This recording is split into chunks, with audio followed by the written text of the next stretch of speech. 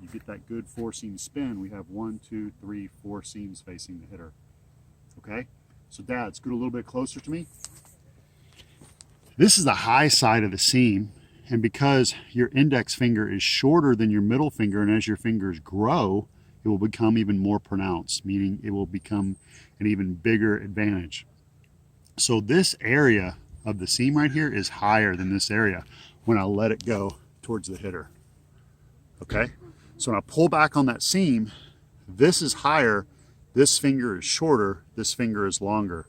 So there's no way, scientifically proven, you can throw a ball faster, straighter, or harder than a four seam grip with the horseshoe facing to third base if you're a righty.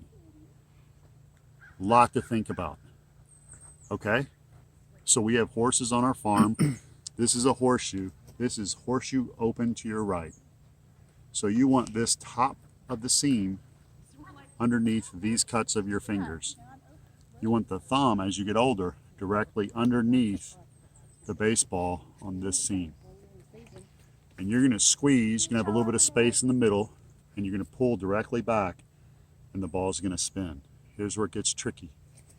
If you have a four-seamer, which this is still a four-seamer, and you have the higher side of the seam over here, and the horseshoe open to a righty on the first base side, you have a longer middle finger than your index finger.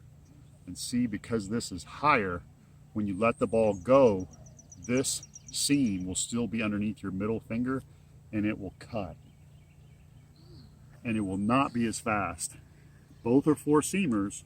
One is a cut fastball four seamer. The other is a straight, true four seamer.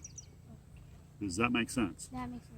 So when you're at shortstop, you're in the outfield, or you want to throw a fastball that is fast as you can throw it, you're always going to hold a four-seam grip, horseshoe open end to which base? Third base. Third base. Good listener. I love it. Thumb is directly underneath the baseball. Thumb is the rudder. These two are off, and we're going to let it go and pull back on it and watch it spin. Your hand's on top, letting it go. Yep. So what we do to gain velocity is you're going to practice You know what velocity means?